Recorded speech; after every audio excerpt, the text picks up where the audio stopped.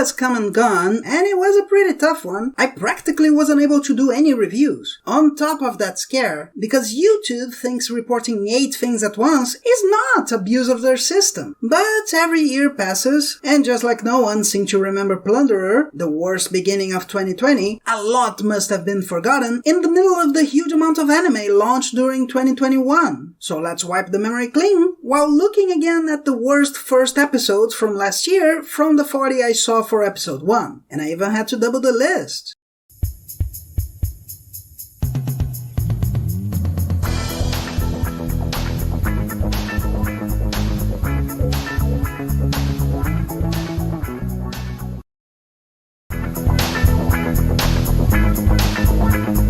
The detective is already dead, and that's plenty.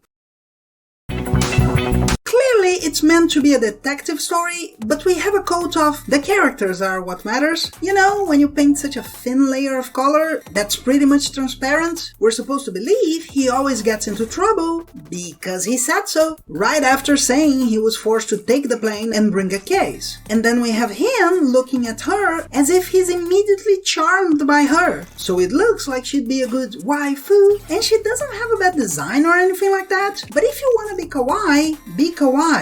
If you want to be deadpan, do deadpan. Rats. Never mind. On the contrary, she reacts immediately, which isn't quite as dry as deadpan. And she's not kawaii outside of a moment or two, which is very little for a whole episode. Especially an introductory one. Especially one with double the size. Oh, her codename is Siesta. Too bad she isn't more deadpan. I like the linguistic fun with his nickname. Oh, you must be so surprised. But besides me nerding out, it did seem like a real interaction. I could have found the way she acts kawaii, but that also wakes you up from the siesta, and it's not even Sabado yet. It's like her reacting to the hijacker's nickname, talking about how she was right and everyone has one, but it seems a bit too contrived for the situation. By itself it'd be good, but there's something missing. But the linguistic game ends there when it should have continued. The hijacker wants her to guess why he took the plane, she talks until he says he did it for being bored, and she says that's the answer, right after saying he'd be scared and lying if he said that's not the case. It's just... yeah, nothing stops him from continuing the game and saying he was lying. Actually, they're gonna confirm his lying in an instant, but want to pretend she got him. So, when he says he let her win, she goes on talking about him being ordered to die with the plane, use her as an excuse, and that all of that was because of his pride. For her to then say she already knew from the start. Meaning, the deduction is on another plane, and she still talks proudly that a good detective understands the case before the situation happens. It's not an investigation, it's like an actual police detective. So why did they waste so much time on this? But it gets worse, because she starts talking about all that let us hear. She knows it all, that he's a half android, and must have taken all the points from intelligence to be able to buy that class, who sent him, why he's there. She knows it all. We don't, because she isn't the target and no one is shown as the target, but she knows. Then again, the ones who create these androids want superhuman intellect, so maybe they sent him to fall with the plane for being this dumb. His ear turns into a tentacle, but she runs carrying the sidekick, quite fast in fact. So clearly, she is not an android. Even Naruto running on the seats. No, we'll have a long fight, despite him saying his ear can hear someone's heartbeat 100 kilometers away, but he can't hit her while she's stuck there. Superhuman intellect. The detective says she needs a weapon, so the sidekick will get the case he was forced to bring, without knowing what is in it, but saying, in this kind of situation, he's able to think. Good, right? Since her superhuman intellect is already dead. And his explanation is that he believes is the best solution from experience, despite them showing they had to talk with the airport security. A second of it must be something dangerous, so it must serve as a weapon could have worked. No, it's just an insanely convenient instinct. Now we have the only sequence here that's worth anything, where she runs, hits the tentacles away with the gun, shoots his ear off, and puts the barrel in the guy's mouth. And after he tries to attack again, they say the bullet she shot him with is made from her blood, and this prevents the equipment from attacking her, the hijacker himself saying this is a contrivance. No, they don't explain why the blood would do that. No, he doesn't try anything else, even though the plane, the sidekick, the passengers and the crew are not her. No, they don't explain how she chose him as a sidekick before meeting him. No, this isn't even pleasant to see, outside of the action sequence that seems to have used the budget for the whole episode. Maybe the whole anime. And, of course, she reveals she had prepared it all and made him be forced to take the case. Meaning, her saying she needed a weapon and his instinct are absurdly unnecessary. This isn't playing catch. This isn't a detective story. And that's the biggest problem. It still wants to be. And all of that are just 20 minutes of the first episode, which has double the length. This is becoming more and more a warning that something must be bad. The second story is pretty generic. There are people disappearing and people think it's ghosts. She knows everything, as usual, but at least they show how she could know, even if it's a bit forced. She discovered it's drugs by the victims being athletes, and who was selling by the shoes they were wearing. At least it's not terrible. She talks about having equipment, which makes sense for someone who works at that level, and shows a skeleton key, which still seems a tad too cute to be really practical, but hey, at least it's something logical and useful. Then, after going through some kawaii baiting, which works better for not being an island amidst the story, at the end, to catch the dealer, she goes to the window, says she can fly, takes him on her arms, and throws herself. And that's it. The explanation is the shoes are one of the 7 twos, but we don't see what happens. They have jets, they have springs, they have a reverse arrow card. What? She's no Sherlock Holmes, she's no Enola Holmes, or even the ironically smarter sister of Sherlock Holmes. Hop, hop, come to the kangaroo. She's just a Mary Sue. A Haruhi Suzumiya distorting the world around her to be more interesting to her. Only instead of us knowing she's a goddess officially, and the characters trying to appease her so the world doesn't end, in this case we have all the reality bending over in agony to pass the third that she'd be smart. Oh, no, it's not possible! We're out of coffee. I'm gonna make more and I'll be back.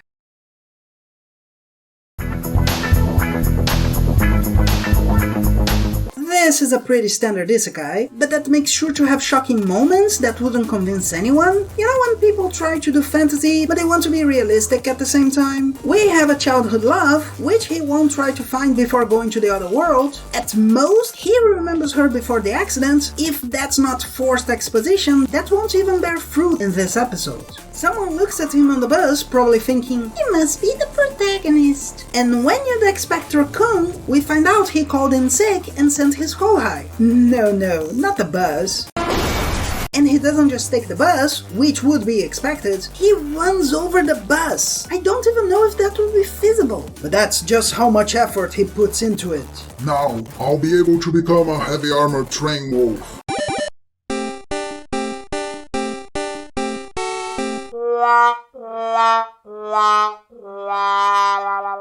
We remember her accepting his offer to marry when they're adults, after him winning the monster tournament, to see him wake up in the new world, scared because his house is all background. And yes, only in the intro we'll see that the girl looking at him and her sister will also be isekai'd. Oh, and in his new version, between Kirito and Kirito Gangeo, he's going to do mini Genkidamas and change his hair color, but it mustn't be copying anything. They show his confusion for having 2 sets of memories. Of course, it's not 64, but it's something. He's interrupted by the arrival of his family, carrying a not at all suspicious bag. His free roommate? Doesn't matter. They'll be dead really soon. They know it mustn't be anything good, but really the implication seems to be they wouldn't know what it is. But this isn't Transporter, where they try to hide what's in the package. He still discovers it, and probably already knew what it could be, considering the work he does. Now, here someone carried a child's body on the shoulder, knew it could be something illegal, but didn't know what it could be.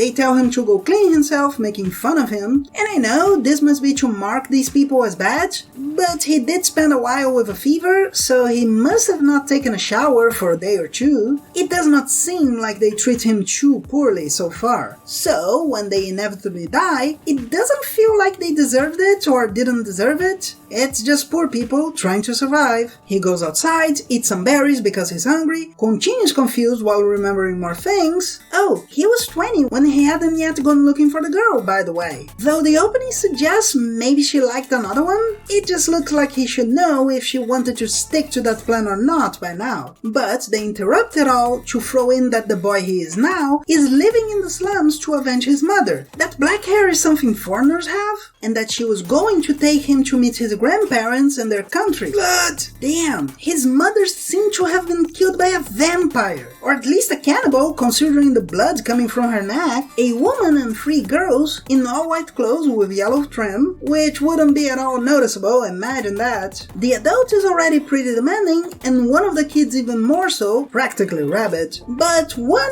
isn't a complete idiot, offering her name when she asks his, having a normal conversation instead of demanding answers, so he tries to help. They're looking for a girl with violet hair, but he hasn't seen her and warns them they would call attention the way they are dressed, and she pays him for the information. Then he has to go back home. Only a few steps are shown before cutting to the berries, but apparently he doesn't live by the neighborhood's entrance because he has to go back a while to get to his house. He goes in and is saved from a knife by the bag of coins he hid. And of course he'd hide it. I know that's cliche, but at least it's not that old "my faith saved me." Here it be "my good deed saved me," which works much better, honestly. He sees the others are dead, sees a coin rolling down, which could have been more interesting, but now it's when we stop with all the pretense we're going to make this interesting, with a magical image saying they're gonna teach him how to use his magic. By the way, this is the fiancé not to be, apparently. Perks of becoming powerful includes dragging crushes to other worlds, I guess. The fight that follows in itself isn't bad, the attacks have an impact and work. Besides the magic being, let's make you more agile while you remember you practice martial arts. He's already pretty lucky, getting exactly what he needs and getting to make his new body that was sick work well. But I remember Kenja no Mago, the dude destroyed mountains just for having an imagination. The guy with chicken are more interesting. After easily dislocating the guy's arm and beating him, he finds the kidnapped girl, takes the gag off, but she barely talks about the castle before blacking out seeing the violence around her. He tries to take her to the castle, but runs into them already coming back, wearing practically the same, only the cloaks are light brown. Her sister slaps him, he tries to explain, but she keeps attacking until he takes her hand off himself, and that's Sonic boom! enough for the adult in the situation to pull her sword against him, while her eyes almost fall off to the side. She insists on taking him, but says he must be let go if he's innocent. They search the house and find somebody still breathing, just to be killed by a cloak whoever, which at least isn't so showy as the others, but he's still the only one like that. Why doesn't anyone notice him? And the boy's tortured. By a broken wrist, I'd say. He is tortured until the princess wakes up and says he shouldn't have been inconvenienced, and even more so until they ask the king and such, because he is just a mere orphan. The vice captain idiot says he is conducting a legal interview with the authority he's been granted, because pulling rank is something quite common when no one has done anything wrong, and he only lives with his men, while the only one who cared about the boy heals him. Oh, he's gonna wake up with no pain and no bruises and have an audience with the king. Certainly so he can be royalty without being, and be poor without being. So, end of the day, the child who loved was not worth anything directly here, because they don't say she's her. And even so, there's a whole isekai system for that romance that didn't make him go looking for her until he was 20 to happen. The fantasy was pretty standard, the shock parts are hilarious, because they try to do something terrible, but they don't have any real consequences. He could have gone to sleep on that bus and wake up in the other world. Truckon's excited kohai isn't essential, it's just hilarious. Meaning, nothing is pleasant and there's only one okay fight. But maybe you can have fun if you don't care about that, or if you want to see problems and point and laugh.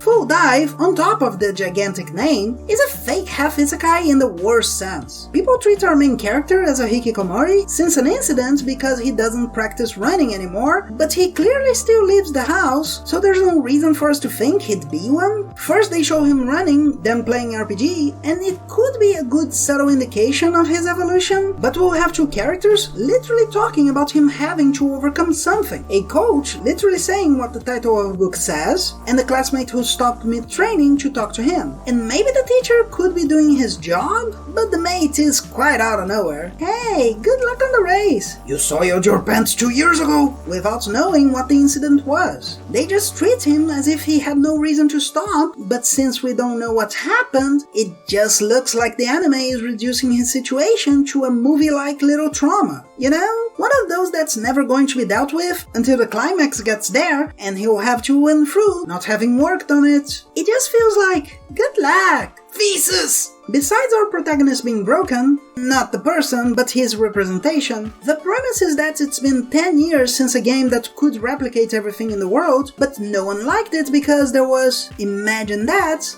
pain. Why, oh why would people not have liked it?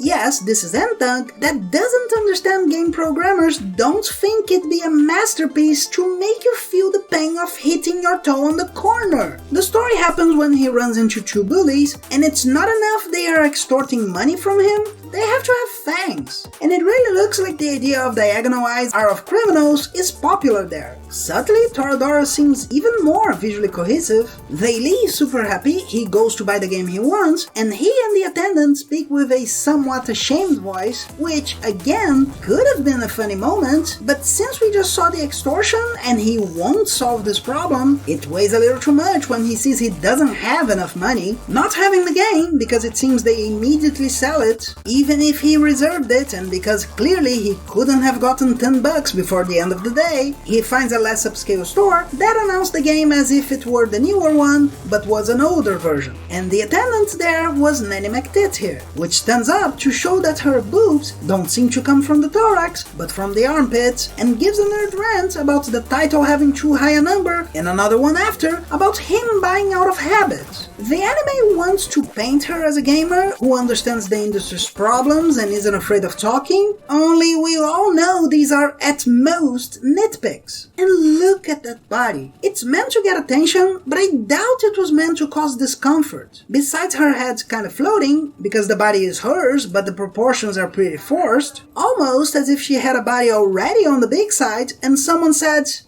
better to flatten her a bit. Just a bit more. There. When he says he'll leave, she holds him, and the anime closes on the boobage, which seems to say he noticed them. But how in the hell wouldn't he have, after speaking with her all this time? Chester McTit is 40% breast, and so being, by the beating for the boobness, the boobie is beaten into biting the bait for a bad, barely a hobby. Yes, she literally lies she has the game he wanted. Of course, it's the horrible game that's literally ended the golden era of virtual MMOs. I admit this whole structure would be funny. Especially because he's convinced when he hears that it's for adults. Yep, they show it shouldn't be sold to minors below 20, but she says it'd be a suggestion, but not a rule. And then says she goes into the game frequently and will teach him everything attentively and patiently.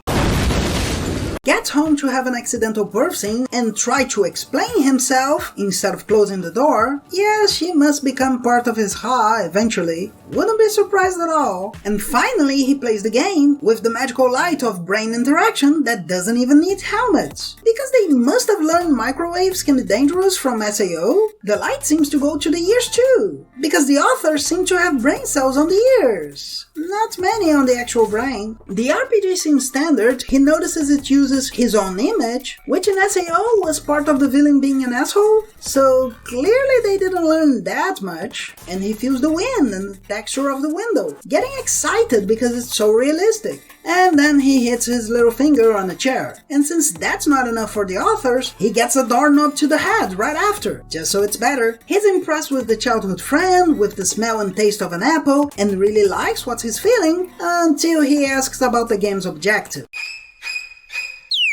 The NPCs got scared, the friend tries to stop him, so he thinks it's going to be a tutorial, but gets beaten and bleeds. Wow! Why oh why wouldn't people have liked this game? He loses his cool and attacks while the guy got a slice of apple with a knife, which makes him cut his own throat. To then be chased by the sister, after talking about herbs, and deciding to escape when she asks what he'll do about it. It's worth pointing out we have a moment of words flying by. I imagine this is meant to say his choices are generating consequences, but we have two in all of this. Like, when he takes too long, so she comes in, when he decides to talk about the objective, when he decides to fight, etc. Nothing. And the problem is that outside of maybe a general variable for his state, everything should be a global variable. That is, something that needs to be recorded or the game won't know it happened. But since it's an endung, they try to use the words as punctuation, not as a program would.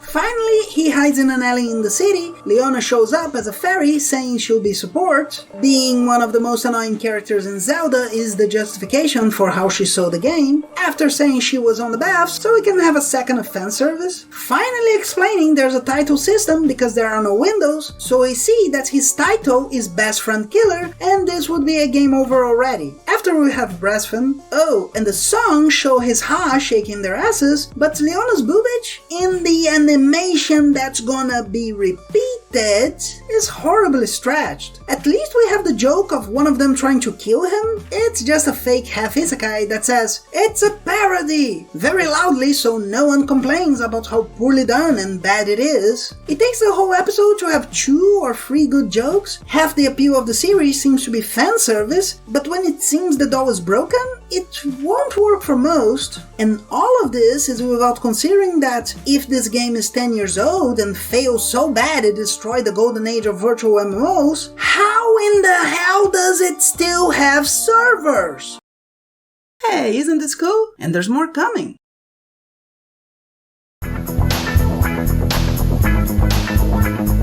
I know a lot of people saw this anime for being from the same guy as Konosuba, but I never saw Konosuba. So when people say they're the same, it just makes me think Konosuba must be worse than they say. The beginning is an intro that could have worked, being serious, but they stop it all to make jokes. And they aren't even good jokes. He wants to go to a world full of boobage, understandable but not funny. Look at that side boob. Check out this side boob. Them wearing cosplay. How about that side boob? That turn you on? Well, it shouldn't, 'cause that's my side boob.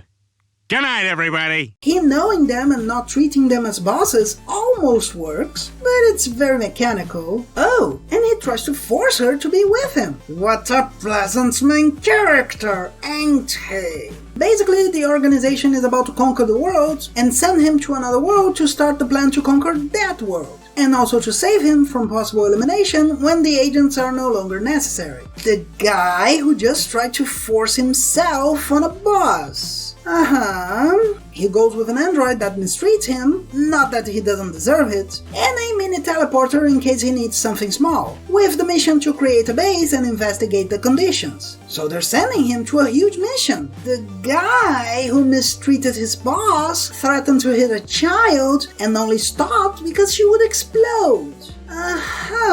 Romantic music plays because the ice one likes him, hell if I know why, and they kinda say goodbye in a touching way, almost as if the idiocy wasn't serious, until he says he wants a hug, they make fun of her, and he goes on to her, so she'll have to kick him into the teleport. And they make a joke that she would have decided who was going to go by rolling a dice. And it kinda works a little, because he deserves to be treated poorly after all we saw. The following one, that he trusts the kid scientist but she hasn't tested anything, kinda works too, for the same reason.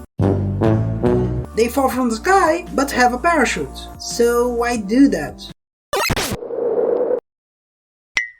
He talks about the scientist having to let him...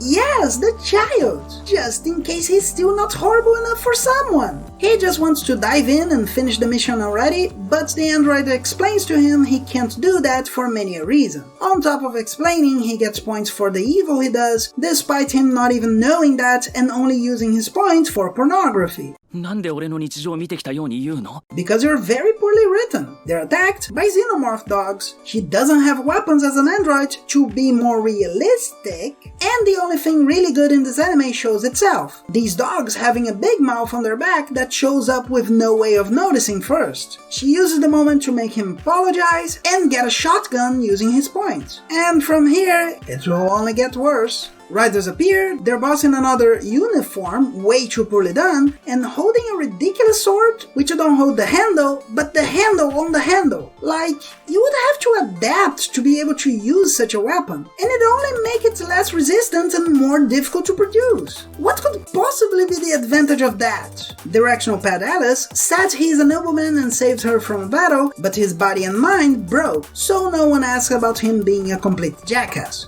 But could it be that Snow might have second intentions? Yes, if it wasn't clear yet, it's one of those anime. Everyone is a dick in some way, so the author doesn't feel bad for creating such terrible situations for all of them. I think it's worth pointing out that every woman here has rock boobs. Not just rock boob moments like Shumatsu no Ha, but boobage that never stops having a surreal shape. And, as the uniforms demonstrate, it was supposed to be fan service. We see the soldiers are old, there's advanced technology which they don't understand how to work, and there's magic.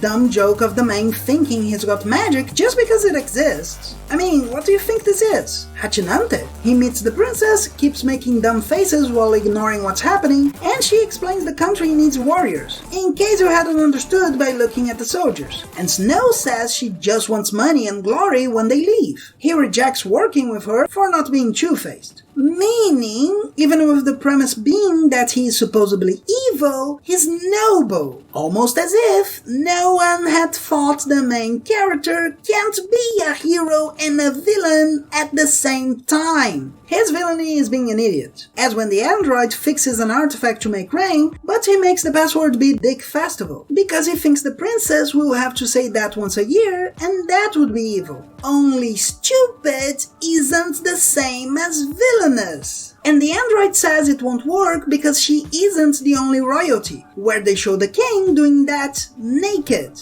Hell if I know why. See, it's not because they might not have the ceremony publicly, it's not that they might make someone do that so they don't humiliate themselves, it's not even they might understand this is just dumb and not care, because clean water is way more important than if someone will feel embarrassed or not. It's because he wanted to get one target and might get another. And the anime says he's got points for that, because it thinks childishness is the same as being evil. Finally, they're forgiven and hired by the princess. Snow is demoted for saying she'd taken responsibility for them and is under his command, and they place him as responsible for a battalion. The guy who drools over women, including the princess, gets stupid without caring about being an imbecile, forces important technology to bend over his imbecility. And the anime wants you to follow him while he does all this and thinks it's normal? I can forgive a weak premise for a funny comedy, but they want at the same time to take it seriously and stop to deconstruct the premise. Besides that, the jokes are so forced. And maybe the worst are the meta-commentary the characters make to be jokes, which in the voice of a smart character could work, but just make the character look like he thinks he's better than the others. And the fan service is just poorly done. It's just not worse in itself because they don't lean on it too much, so Rocky Boobdom isn't as problematic, but since nothing is well done, it all seems worse still.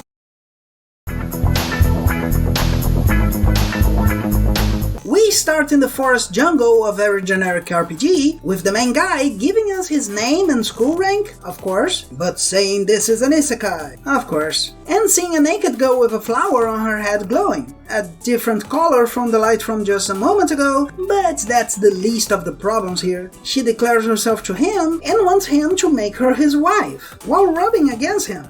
Okay, anime. This seems to go right to the point and meant to be for fan service and aiming at fun, so okay, it might work. Flashback. We're not even going to see her again this episode, are we? Oh, we are? Okay then. And just like that, I started to waste my time with this piece of nothingness covered with generic shards of poorly done tropes. In a normal classroom with students acting normally, he was lying on the floor, full of abrasions, as if he had just been attacked. The bullies who must have attacked him have mean faces on, but look at how poorly thought this is. No one in that room, no one thought him being attacked was too much. The guys who supposedly attacked him are just standing as if they hadn't done anything, not tired, not lowered for having attacked him. At the most, they seem to have cursed at the guy. Then a voice tells them to sit, some go backwards, not looking like they took a single step. Maybe the floors turn to ice. You can't see it anyways. This voice, that reminds me quite a bit of the statue from Hyakuma, says he's a god, is going to isekai them. All of them get the power to see their own status, evaluate items, and store them away, and would be sent to another world as heroes in 10 minutes. So they should gather in groups to go to a safe place. He, now being able to stand up and without the bruises, asks to be included, but it's made fun of for his status, while we can finally see his body not at all thought out as fat. His head is just floating there. It's something else that's going to happen. He gets thin because he evolves, and if they at least said this had to do with his ability, it makes some sense, but no. He's going to feel incredible pain and be thin later, because it's meant to be funny when someone goes through something painful, just like it's supposed to be automatic that improving means becoming standard.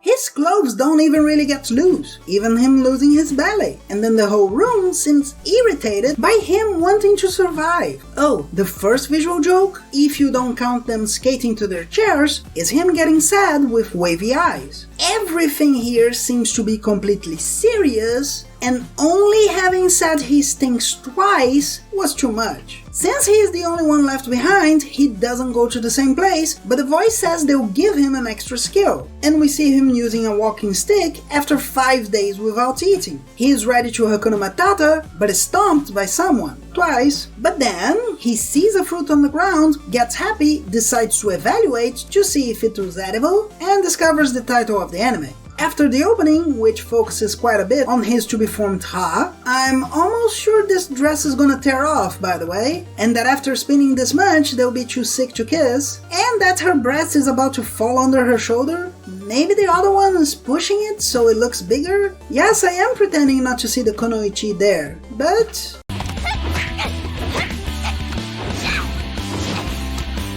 breastfeeding. Of course, we have to have that. He eats, but the taste isn't good, because these authors don't know the difference between hunger and starvation. On top of that, this fruit doesn't even have some spirals to be visually better or something, and a voice says it will activate the effects of the evolution fruit, but we don't know what it is for a good long while. He then runs into the monkeys that stomped him, which are level 120, but they have evolution fruit and make medicine. So that soon after they go away and leave everything for him to get, including the high-level healing potions. Since my brain was desperately trying to find what could be interesting in this world, I thought these were his former classmates, because this doesn't seem to be the kind of anime that would go through the trouble of giving faces for common enemies, and they seem more interesting than the students. But no, we leave the forest/jungle for a city where every one of the other isekais seem to have been sheared, immediately seeing 4 friends who meet, saying they're friends. Thanks, pal. You're a